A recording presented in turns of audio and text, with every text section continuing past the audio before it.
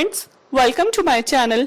I am Arsheen and from now I have started a series on history of English literature in chronological order. तो आज हम पढ़ेंगे old English period. किसी भी चीज को समझने के लिए हमें उसकी रूट्स को जानना बहुत जरूरी होता है। तो इसलिए आज हम समझेंगे कि किस तरह से इंग्लिश लैंग्वेज की शुरुआत हुई। चलिए जानते हैं हिस्टोरिकल बैकग्राउंड ऑफ ब्रिटेन। हजारों साल पहले की बात है जब western coast of Europe was covered with ice और जैसे जैसे टेम्परेचर रेज होता गया आइस मेल्ट होती गई। आइस मेल्ट होने के बाद हमें एक आइलैंड मिला जिसे आज हम ब्रिटेन के नाम से जानते हैं।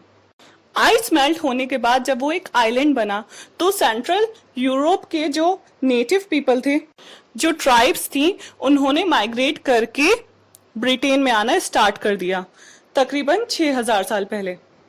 इनको हम केल्ट्स एंड ब्राइथॉन्स के नाम से भी जानते हैं। ब्राइथॉन्स के नाम से ही ब्रिटेन नाम लिया गया है। बात करते हैं इनके रिलीजन की, तो ये लोग पेगन्स थे। ये लोग नेचर की वर्शिप करते थे, जैसे सूर्य देवता, God of fire, God of trees, God of water. तो यही इन लोगों का बिलीफ था। 55 BC तक केल्ट्स यहाँ पर रूल कर रहे थे। अब बात करते हैं रोमन एम्पायर की। लगातार इन्वेजन के बाद 55 BC में रोमन्स ने ब्रिटेन पर रूल करना स्टार्ट कर दिया और उस टाइम पर यहाँ का रूलर था Julius Caesar. Julius Caesar and Mark Antony के नाम आप लोगों ने शेक्सपियर के प्ले में सुने ही होंगे। उस टाइम पर रोमन एम्पायर सबसे ज्यादा पावरफुल था। उनके पास बहुत बड़ी मिलिट्री फोर्स थी और रोमन्स की लैंग्वेज लैटिन हुआ करती थी। In fact 29% of English Latin language से ही बनी है। इंग्लिश अल्फ़ाबेट्स भी रोमन्स की ही देन है। और हमारा जो इंग्लिश कैलेंडर है 12 मंथ्स एंड 365 डेज, ये भी जूलियस सीजर की ही देन है। रोमन्स ने जब ब्रिटेन पे रूल किया तो यहाँ पर बहुत ऊंची ऊंची इमारतें भी बनवाई हैं और एक वॉल जिसका नाम हैड्रियंस वॉल है between England and Scotland, Romans ने 120 AD में बनाई थी। 407 AD तक रोमन्स ने ब्रिटेन पर पीसफुल रूल किया। केल्ट्स को भी इन रोमन से कोई प्रॉब्लम नहीं थी क्योंकि ये लोग इनको प्रोटेक्शन प्रोवाइड कर रहे थे बाकी ट्राइब्स और पीपल से। अब आता है कहानी में ट्विस्ट।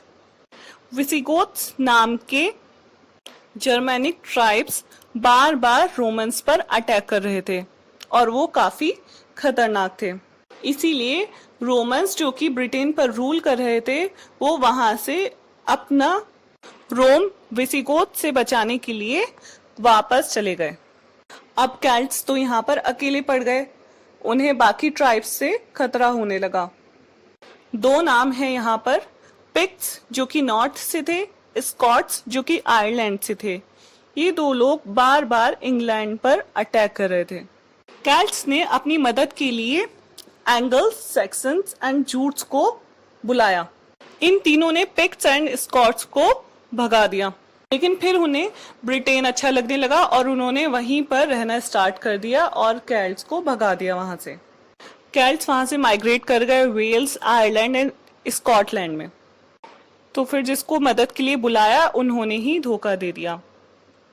एंगल्स एंड सैक्सन्स ने ब्रिटेन पर रूल करना स्टार्ट कर दिया क्योंकि जूट्स बहुत थोड़े से थे तो वो लोग इतना रूल नहीं कर सके और एंगल्स के नाम पर ही इंग्लैंड का नाम रखा गया है, angle plus land England. Next invasion है वाइकिंग्स इन्वेजन। 787 AD से लेकर 1066 AD तक उन्होंने इंग्लैंड पर बार बार अटैक किए। बहुत ज्यादा परेशान आ चुके थे लोग इनसे। एंगल्स ने ब्रिटेन को 7 पार्ट्स में डिवाइड कर दिया था जिसको हम द हेप्टार्की कहते हैं। लेकिन वाइकिंग से लड़ने के लिए किंग अल्फ्रेड द ग्रेट पूरे ब्रिटेन को यूनाइट कर दिया था वाइकिंग से लड़ने के लिए। एंड 1066 एडी में वो कामयाब भी हो गए थे, लेकिन उसके जस्ट 3 हफ्ते बाद फ्रांस के किंग विलियम फर्स्ट ने इंग्लैंड पर अटैक कर दिया। उस टाइम इंग्लैंड पर जो रूल कर रहे थे किंग हैरोल्ड, उनको हरा दिया था, और इसको हम बैटल ऑफ हेस्टिंग्स के नाम से भी जानते हैं। यहाँ पर ओल्ड इंग्लिश पीरियड का एंड होता है और स्टार्ट हो जाता है middle English period. English language को जो 29% का फ्रेंच कंट्रीब्यूशन है वो किंग विलियम फर्स्ट की वजह से आया, क्योंकि वो फ्रांस से थे। अब बात करते हैं लिटरेरी वर्क की। इस एज को, एंग्लो सैक्सन की एज को डार्क एज भी कहा जाता है, क्योंकि इस टाइम पर इतनी बार इंग्लैंड में अटैक हो रहे थे, लोगों को उतना टाइम नहीं था कि कुछ खास लिख सकें। अराउंड 400 वर्क्स ही देखने को मिलते हैं। इससे ज्यादा अगर कुछ लिखा गया होगा तो वो सरवाइव नहीं कर सका, क्योंकि उस टाइम पर प्रिंटिंग प्रेस नहीं होती थी, ओरली ट्रांसमिशन होता था स्टोरीज का, मिथ्स का, जनरेशन टू जनरेशन। इस टाइम पर ज्यादातर पोइट्री लिखी गई। 2 तरह की पोइट्री होती थी, एक heroic and second religious poetry. जो पेगन्स थे वो ज्यादातर हीरोइक पोइट्री लिखा करते थे, वॉरियर्स की, और जो रिलीजियस पोइट्री होती थी वो क्रिश्चियनिटी पे बेस्ड होती थी। Around 1st AD after death of Jesus Christ Christianity आई, और क्रिश्चियनिटी अपने साथ लेकर आए थे रोमन्स। क्योंकि रोमन्स ने ब्रिटेन पर रूल किया था, तो इस वजह से जो वहाँ के नेटिव पीपल थे, केल्ट्स थे, वो भी क्रिश्चियन हो गए थे। During 5th century Saint Augustine ने पूरे यूरोप में क्रिश्चियनिटी फैला दी थी। उस टाइम पर फादर्स या फिर पोप्स ही टीचर हुआ करते थे और क्रिश्चियनिटी पढ़ाते थे। किंग एल्फ्रेड द ग्रेट भी क्रिश्चियनिटी से काफी इंस्पायर थे, और उन्होंने भी बहुत स्कूल्स और चर्च बनवाए। एंग्लो सैक्सन जो थे वो पेगन्स थे, और उनकी पोइट्री हमें हीरोइक पोइट्री मिलेगी। अब बात करते हैं मैन्यूस्क्रिप्ट्स की। 4 मैन्यूस्क्रिप्ट्स के बारे में आज हम जानेंगे। फर्स्ट है जूनियस मैन्यूस्क्रिप्ट, जिसमें 4 वर्क्स लिखे हुए हैं, Genesis, Exodus, Daniel and Christ and Satan. क्योंकि ऐसा कहा जाता है कि ये कैडमन ने लिखे थे, इसलिए जूनियस मैन्यूस्क्रिप्ट को कैडमन्स मैन्यूस्क्रिप्ट भी कहा जाता है। Vercelli manuscript, Nowell Codex, and last है Exeter Book. Old English period की सबसे लेंदी पोएम बियोवुल्फ 3182 लाइन्स की नॉवल कॉडेक्स में लिखी हुई है। बियोवुल्फ नेशनल एपिक भी है ब्रिटेन का, लेकिन बियोवुल्फ किसने लिखी है, इवन इसका जो टाइटल है वो भी नहीं पता था। लेकिन क्योंकि बियोवुल्फ का इस पोएम में नाम बार बार आया है, तो इस वजह से स्कॉलर्स ने इसका नाम बियोवुल्फ रख दिया। इसमें बात की गई है सुपर हीरो बियोवुल्फ की, जो कि ग्रैंडल नाम के मॉन्स्टर से सबको बचाता है। क्योंकि ग्रैंडल किंग रॉदगर के लोगों को बहुत ज्यादा नुकसान पहुंचा रहा था, डेली उन्हें खा जाता था, इस वजह से बियोवुल्फ आता है और ग्रैंडल को मार देता है। ग्रैंडल से लड़ने के बाद ग्रैंडल की मदर बियोवुल्फ से रिवेंज लेने के लिए आती है, लेकिन बियोवुल्फ उसको भी मार देता है। बियोवुल्फ की डेथ एक ड्रैगन से फाइट करने के बाद होती है, क्योंकि उस ड्रैगन के खजाने में से कोई चोर एक कप चुरा लेता है। इस पर ड्रैगन गुस्सा होके पूरे शहर में आग लगा देता है। इस वजह से बियोवुल्फ आता है और इस ड्रैगन को मार देता है, लेकिन उससे बियोवुल्फ को भी काफी नुकसान पहुंचता है और वो मर जाता है। एक्स्टर बुक में जो वर्क लिखे हुए हैं उनके नाम हैं the Wanderer, the Seafarer, the Wife's Lament, the Husband's Message, the Ruin, and उसमें 95 रिडल्स भी हैं।